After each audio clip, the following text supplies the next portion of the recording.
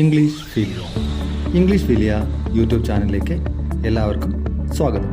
Kerala PSC എക്സാമിന് തയ്യാറെടുക്കുന്നവർക്കായി English grammar complete ആയി പഠിപ്പിക്കുന്ന യൂട്യൂബ് വീഡിയോ സീരീസിലെ 28ാമത്തെ വീഡിയോയിലേക്ക് എല്ലാവർക്കും സ്വാഗതം. നമ്മൾ ഇന്ന് പഠിക്കാൻ പോകുന്നത് can, could, may and might. ക്യാനും കുഡും മേയും മൈറ്റും എങ്ങനെ ഉപയോഗിക്കണമെന്ന് നമ്മൾ പഠിക്കും. ക്ലിയർ ആണെന്ന് വിശ്വസിക്കുന്നു.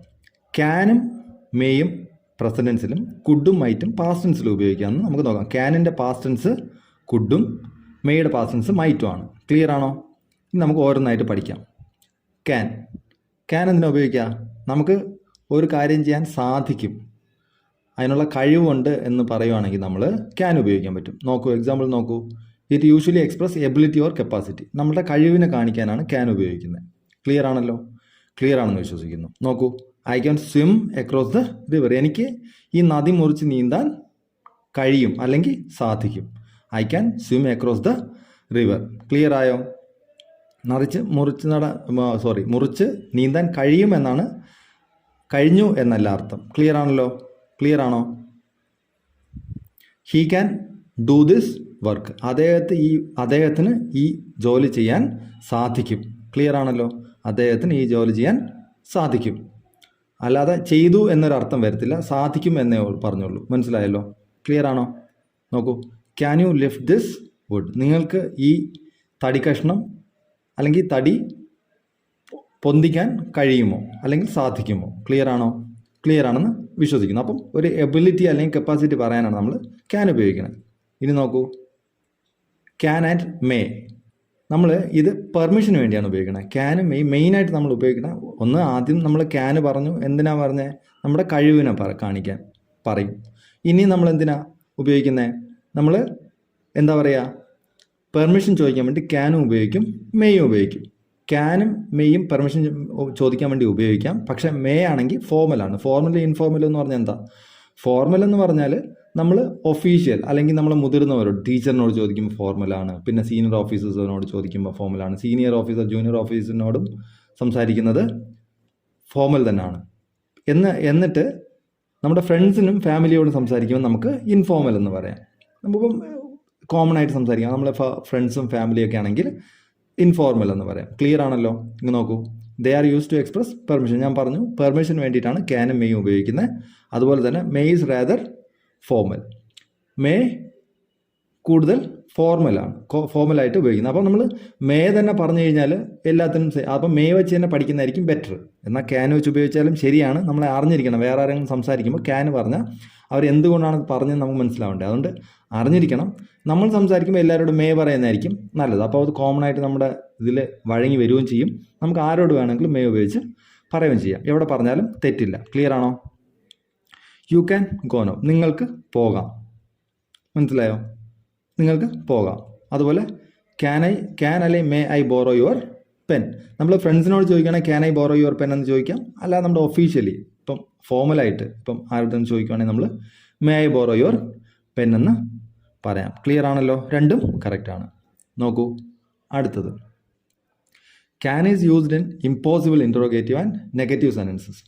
ഈ നെഗറ്റീവ് സെൻറ്റൻസിനും ഇൻട്രോഗേറ്റീവ് സെൻറ്റൻസ് എന്ന് പറഞ്ഞാൽ എന്താ? ക്വസ്റ്റ്യൻ അല്ലേ? ക്വസ്റ്റ്യൻ ചോദിക്കുന്നതിനാണ് ഇൻട്രോഗേറ്റീവ് സെൻറ്റൻസ് എന്ന്. ഒരു സെൻറ്റൻസ് ക്വസ്റ്റ്യൻ ചോദിക്കുകയാണ്, അതിന് നമുക്ക് ഇൻട്രോഗേറ്റീവ് സെൻറ്റൻസ് എന്ന് പറയാം. അപ്പോൾ ഇൻട്രോഗേറ്റീവ് നെഗറ്റീവ് എന്ന് പറഞ്ഞാൽ എന്താ? നമ്മൾ നെഗറ്റീവായിട്ടുള്ള കാര്യം പറയുന്നതിന്, നിഷേധിക്കുന്ന കാര്യം പറയുന്നതിനാണ് എന്ത് പറയുന്നത്? നെഗറ്റീവ്. അപ്പം can is used in impossible interrogative and negative. Impossible ആയിട്ടുള്ള നെഗറ്റീവ് സെൻറ്റൻസിനും ഇൻട്രോഗേറ്റീവ് സെൻറ്റൻസിനും നമ്മൾ ക്യാൻ ഉപയോഗിക്കണം. മനസ്സിലായില്ലേ? ഇമ്പോസിബിൾ ആയിട്ടുള്ളത് അവിടെ മേ നമ്മൾ ഉപയോഗിക്കാൻ പാടില്ല. Can this B true. ഇത് സത്യമാകാൻ സാധിക്കുമോ അല്ലെങ്കിൽ ഇത് സത്യമാകുമോ എന്ന് പറഞ്ഞാൽ ഇത് സത്യമാകില്ല എന്നുറപ്പുള്ള കാര്യം നമ്മൾ പറയാൻ വേണ്ടിയിട്ടാണ് ക്യാൻ ദിസ് ബി ട്രൂ എന്ന് ചോദിക്കുന്നത്. ക്ലിയർ ആണല്ലോ? അതുപോലെ ഇറ്റ് കനോട്ട് ബി. ഇത് സത്യമാകത്തില്ല അല്ലെങ്കിൽ സത്യമാകാൻ സാധിക്കില്ല എന്ന അർത്ഥത്തിലാണ് നമ്മൾ ഇത് പറയുന്നത്. ക്ലിയർ ആണല്ലോ? It cannot be true. ഇത് ഇമ്പോസിബിൾ ആണ്, ഒരിക്കലും പോസിബിൾ അല്ല. It cannot be true. ഇത് സത്യമാകില്ല. മനസ്സിലായോ? ക്ലിയർ ആണല്ലോ? May is use to express possibility in affirmative or positive sentences. May is use to express possibility in affirmative or positive sentence. Affirmative or positive സെൻറ്റൻസിൽ നമ്മൾ possibility പറയാൻ വേണ്ടിയിട്ട് നമുക്ക് എന്ത് ഉപയോഗിക്കാം? മേ ഉപയോഗിക്കാം. ക്ലിയർ ആണല്ലോ? ക്ലിയർ ആണോ? ഇറ്റ് മേ റെയിൻ ടുമോറോ, നാളെ മഴ പെയ്തേക്കാം. ഒരു സാധ്യതയല്ലേ, പോസിബിലിറ്റി, ഒരു സാധ്യതയുണ്ട് മഴ പെയ്യാം എന്ന് പറഞ്ഞാൽ ഉറപ്പില്ല, പെയ്യാം പെയ്യാതിരിക്കാം. നമ്മൾ ക്യാൻ അവിടെ ഉപയോഗിക്കുക ഇമ്പോസിബിൾ ആയിട്ടുള്ള ക്വസ്റ്റ്യനും നെഗറ്റീവ് സെൻറ്റൻസിലും.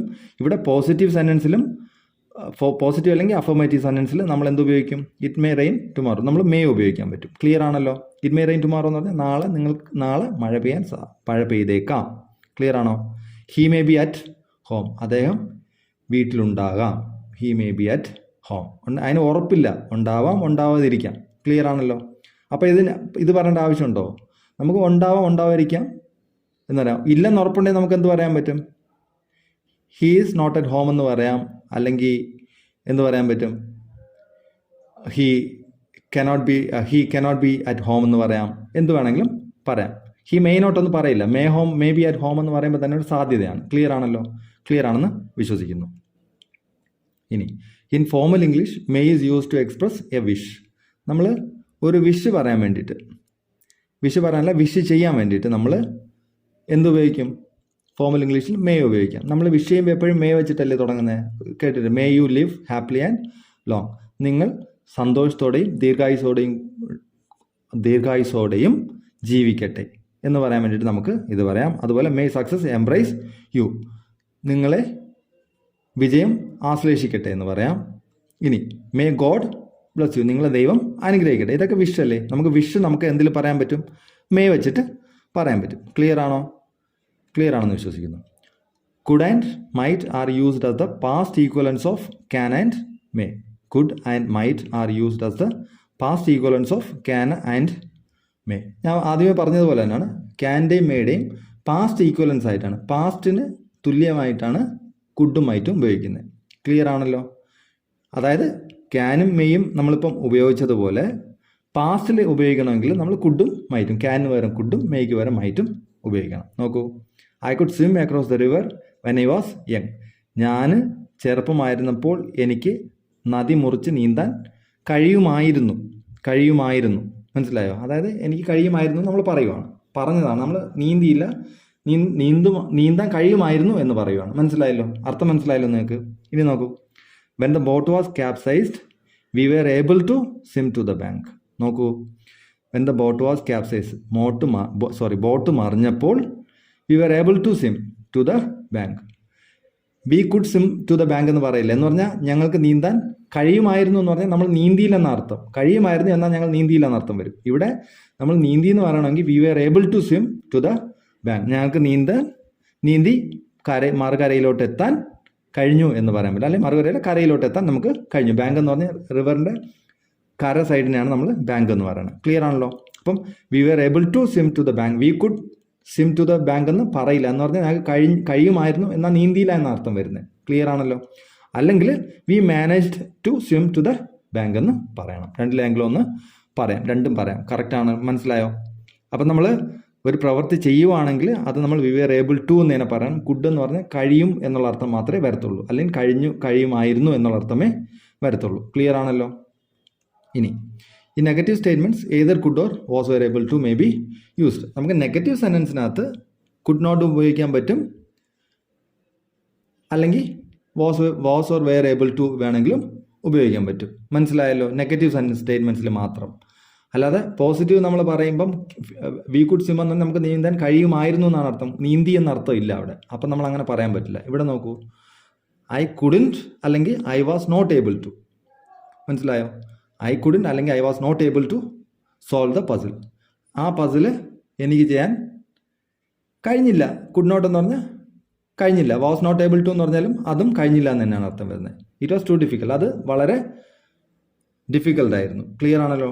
ഡിഫിക്കൽട്ട് ആയതുകൊണ്ട് എനിക്ക് ചെയ്യാൻ കഴിഞ്ഞില്ല. അല്ലെങ്കിൽ കഴിയില്ല എന്ന് പറഞ്ഞാലും കറക്റ്റാണ്, കഴിഞ്ഞില്ല എന്ന് പറഞ്ഞാലും എല്ലാം കറക്റ്റാണ്. ക്ലിയർ ആണല്ലോ? ഇതിൽ നമുക്ക് നെഗറ്റീവ് സെൻറ്റൻസ് വരുമ്പോൾ കുഡ് നോട്ടും പറയാം, വാസ് നോട്ട് ഏബിൾ ടു രണ്ടും പറയാൻ പറ്റും. ക്ലിയർ ആണല്ലോ? ഇനി he said I might or could go. ഇവിടെ നോക്കൂ, പെർമിഷന് വേണ്ടിയിട്ട് നമുക്ക് he said I might go അല്ലെങ്കിൽ ഐ കുഡ് ഗോ. ഇതെന്താ? നമ്മൾ ഫോമലും ഇൻഫോമലും പഠിച്ചു അല്ലേ? ഫോമലാണെങ്കിൽ മൈറ്റും, ഇൻഫോമലാണെങ്കിൽ കുഡും. ഇപ്പം he said I might go അല്ലെങ്കിൽ ഐ കുഡ് ഗോ. അവൻ പറഞ്ഞു നിങ്ങൾക്ക് പോകാം, അങ്ങനെ നിങ്ങൾക്ക് പോകാമെന്ന് അവൻ പറഞ്ഞു, അല്ലെങ്കിൽ അദ്ദേഹം പറഞ്ഞു. ക്ലിയർ ആണല്ലോ? പെർമിഷനാണ്. I thought he might be at home. അദ്ദേഹം വീട്ടിലായിരിക്കാം എന്ന് ഞാൻ വിചാരിച്ചു. അദ്ദേഹം വീട്ടിലായിരിക്കാം എന്ന് ഞാൻ വിചാരിച്ചു. പാസ്റ്റ് ടെൻസ് അല്ലേ, ഐ തോട്ട്, ഞാൻ വിചാരിച്ചു. അതുകൊണ്ടാണ് നമ്മളിവിടെ പാസ്റ്റ് ടെൻസിൽ പറയുന്നത്. I think he may be at home എന്ന് പറയും. ഇവിടെ അങ്ങനെ പറയണം. പോസിബിലിറ്റിക്ക് I think he may be at home എന്ന് പറയും. ഇവിടെ പാസ്റ്റ് ടെൻസ് ഐ തോട്ട് ആയതുകൊണ്ട് ഹി മൈറ്റ് വരണം. ഞാൻ പറഞ്ഞു തന്നിട്ടുണ്ട് സെൻറ്റൻസിൽ നമ്മൾ ഒരു സെൻറ്റൻസിൽ പാസ്റ്റ് വരുവാണെങ്കിൽ പാസ്റ്റ് തന്നെ വരണം. ക്ലിയർ ആണല്ലോ? ക്ലിയർ ആണെന്ന് വിശ്വസിക്കുന്നു. ഇനി she wondered whether it could be true. Wondered ഇവിടെ നോക്കൂ. വോണ്ടേഡ് എന്ന് പറഞ്ഞാൽ ചിന്തിക്കാൻ ഒരർത്ഥമുണ്ട്. അപ്പം വോണ്ടേഡ് വരുമ്പം ഇവിടെ വോണ്ടേഡ് പാസ്റ്റ് ടെൻസ്, വോണ്ടേഡ് പാസ്റ്റ് ടെൻസ് ആണല്ലേ. അപ്പം ഇത് സത്യമായിരിക്കുമോ എന്ന് ഞാൻ ചിന്തിച്ചു. മനസ്സിലായോ? ഇത് സത്യമായിരിക്കുമോ എന്ന്, ഇറ്റ് കുഡ് ബി ട്രൂ, ഇത് സത്യമായിരിക്കുമോ എന്ന് ഞാൻ ചിന്തിച്ചു. ക്ലിയർ ആണല്ലോ? അതും പോസിബിലിറ്റിയാണ്. ക്ലിയർ ആണെന്ന് വിശ്വസിക്കുന്നു. നമുക്ക് ഇങ്ങനെ പറയാൻ വേണ്ടിയിട്ടാണ് ഇത് ഉപയോഗിക്കുന്നത്. ഇനി ഒരു ഇത് വളരെ ഇമ്പോർട്ടൻ്റ് ആണ്, വളരെ നമ്മൾ സംസാരിക്കാനൊക്കെ ഉപയോഗിക്കുന്നതാണ്. U could have accepted the offer. നമ്മളിപ്പോൾ ഒരാളോട് പറയുമ്പോൾ നിങ്ങൾക്ക് ഈ ഓഫർ അക്സെപ്റ്റ് ചെയ്യാമായിരുന്നു, അതിനർത്ഥം എന്താ? ഈ അക്സെപ്റ്റ് ചെയ്യാമായിരുന്നു, അതിനർത്ഥം നിങ്ങൾ ചെയ്തില്ല, അതാണ് അർത്ഥം. അല്ലെങ്കിൽ നിങ്ങൾ എന്തുകൊണ്ടാണ് ഈ ഓഫർ അക്സെപ്റ്റ് ചെയ്യാത്തതെന്ന് ചോദിക്കുന്നതിന് പകരം U could have accepted the offer, നിങ്ങൾക്ക് ഈ ഓഫർ അക്സെപ്റ്റ് ചെയ്യാമായിരുന്നു എന്നുള്ള പ്രയോഗം വരുമ്പോൾ നമുക്ക് ഇത് തന്നെ പറയണം. ഇതിനർത്ഥം എന്താ? അദ്ദേഹം ഈ ഓഫർ അക്സെപ്റ്റ് ചെയ്തില്ല. ക്ലിയർ ആണല്ലോ? ക്ലിയർ ആണെന്ന് വിശ്വസിക്കുന്നു. ഇനി നോക്കൂ. I could have studied well. എനിക്ക് നല്ലോണം പഠിക്കാമായിരുന്നു എന്ന് പറഞ്ഞാൽ അതിനർത്ഥം ഞാൻ പഠിച്ചില്ല, നല്ലോണം പഠിക്കാമായിരുന്നു. ഇപ്പം നമുക്ക് റിസൾട്ട് നല്ല മാർക്ക് കിട്ടിയില്ല, അല്ലെങ്കിൽ ഫസ്റ്റ് ക്ലാസ് കിട്ടി, നമുക്ക് റാങ്ക് കിട്ടേണ്ട അല്ലെങ്കിൽ ഡിസ്റ്റിങ്ഷൻ കിട്ടേണ്ടതായിരുന്നു, നമ്മൾ കുറച്ചുകൂടെ പഠിച്ചതിന് ഡിസ്റ്റിങ്ഷൻ കിട്ടേണ്ടതായിരുന്നു. അങ്ങനെ വരുമ്പോൾ നമുക്ക് I could have studied well എന്ന് നമുക്ക് പറയാം. എനിക്ക് കുറച്ചും കൂടി നന്നായിട്ട് പഠിക്കാമായിരുന്നു. ക്ലിയർ ആണോ? U could have played well. നിനക്ക് നന്നായിട്ട് കളിക്കാമായിരുന്നു എന്ന് പറഞ്ഞാൽ അത് നന്നായിട്ട് കളിച്ചില്ല എന്നാണ് അർത്ഥം. നമ്മളിപ്പം യു ഡിഡിൻ പ്ലേ വെൽ എന്ന് പറയുന്നതിനെക്കാട്ടിയും you could have played well, കുറച്ചും കൂടി നന്നായിട്ട് കളിക്കാം എന്ന് പറയുന്നതാണ് കുറച്ചും കൂടി നല്ലത്. നല്ല രീതി. രണ്ട് രീതിയിലും പറയാം. യു ഡിഡിൻ പ്ലേ വെൽ എന്ന് പറയാം. അത് പക്ഷേ ഒരു നെഗറ്റീവ് സെൻറ്റൻസ് അല്ലേ? ഒരാളെ മുഖത്ത് നോക്കി നീ നന്നായിട്ട് കളിച്ചില്ല എന്ന് പറയുന്നതിനെക്കാട്ടിയും you could have played well എന്ന് പറഞ്ഞാൽ നിനക്ക് കുറച്ചും കൂടി നന്നായിട്ട് കളിക്കാമായിരുന്നു എന്നതിനർത്ഥം നീ നന്നായിട്ട് കളിച്ചില്ല എന്ന് തന്നെയാണ്. ക്ലിയർ ആണല്ലോ? അതിന് വേണ്ടിയാണ് ഈ സെൻറ്റൻസ് ഉപയോഗിക്കുന്നത്. ക്ലിയർ ആണോ? ഇനി Fatima may or might have gone with Saroja. Fatima സരോജയോട് പോയിട്ടുണ്ടാകാം. പോസിബിലിറ്റി അല്ലേ? മേ അല്ലെങ്കിൽ മൈറ്റ്. പാസ്റ്റ് ആണെങ്കിൽ മൈറ്റും വരും, പ്രസൻ്റ് ആണെങ്കിൽ മേ പറയാം. Fatima may have gone with Saroja. സരോജയോട് പോയിട്ടുണ്ടായിരിക്കാം. ക്ലിയർ ആണല്ലോ? ഇനി why did you drive so carelessly. എന്തുകൊണ്ടാണ് നിങ്ങൾ വളരെ കെയർലെസ് ആയി വണ്ടി ഓടിച്ചത്? You might have run into the lamp post. നിങ്ങൾ ആ ലാമ്പ് പോസ്റ്റിലോട്ട് ഇടിച്ച് കയറിയേനെ. യു മൈറ്റ് ഹാവ് റൺ, ഇത് പോസിബിലിറ്റിയാണ്. You might have run into the lamp പോസ്റ്റിലോട്ട് ഇടിച്ച് കയറിയേനെ. എന്നാൽ ഇടിച്ച് കയറിയില്ല, ഇടിച്ച് കയറിയേനെ. കയറാനുള്ള പോസിബിലിറ്റി ഉണ്ടായിരുന്നു ഇങ്ങനെ കെയർലെസ് ആയിട്ട് വണ്ടി ഓടിച്ചതിന്. ക്ലിയർ ആണല്ലോ? ക്ലിയർ ആണെന്ന് വിശ്വസിക്കുന്നു. ഇവിടെ മൈറ്റ് വന്നത് എന്തുകൊണ്ടാണ്? ഡിഡ്. ഇവിടെ നമ്മൾ ഡിഡ് കൊണ്ടാണ് സെൻറ്റൻസ് പറഞ്ഞിരിക്കുന്നത്, പാസ്റ്റ് സെൻറ്റൻസ് ആണ്. അതുകൊണ്ട് നമ്മൾ മൈറ്റ് അല്ലെങ്കിൽ യു മേ ഹാവ് റൺ എന്ന് പറഞ്ഞാലും കറക്റ്റാണ്. ക്ലിയർ ആണോ? ക്ലിയർ ആണെന്ന് വിശ്വസിക്കുന്നു. ഇന്ന് നമുക്ക് ഇവിടെ തീർക്കാം. അടുത്ത ക്ലാസ്സിൽ വീണ്ടും കാണുന്നതായിരിക്കും. Thank you.